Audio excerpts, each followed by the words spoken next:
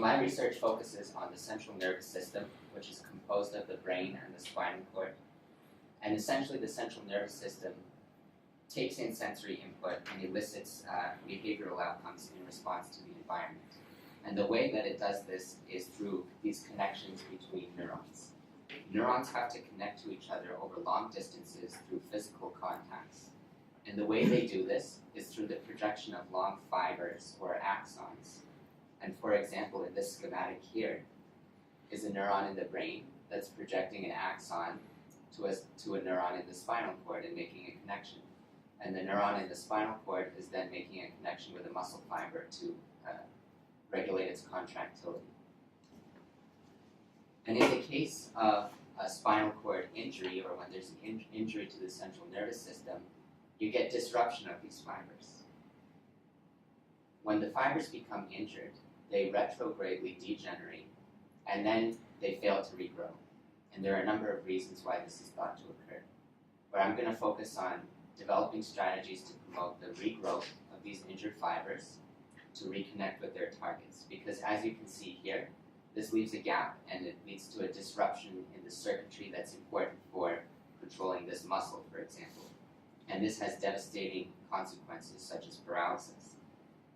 And in the case of spinal cord injury, for example, there are more than 250,000 individuals living with spinal cord injury in the US alone, with 12,000 new cases per year. Therapies that stimulate regenerative axon growth to reestablish these circuits and re-enable function could also be used to treat other conditions characterized by axonal damage, including neurodegenerative diseases and stroke. And this is really the focus of my work, which is trying to get an injured axon to regrow so that it can reconnect with its targets. And this requires an understanding of how neurons grow at a cellular and molecular level.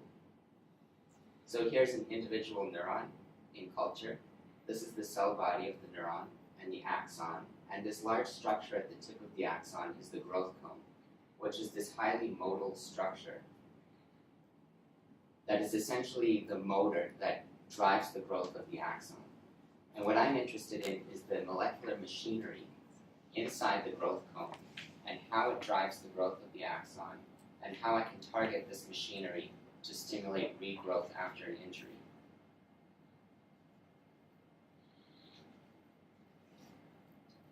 So we can learn a lot about axon growth and response to injury simply by growing neurons in a tissue culture dish.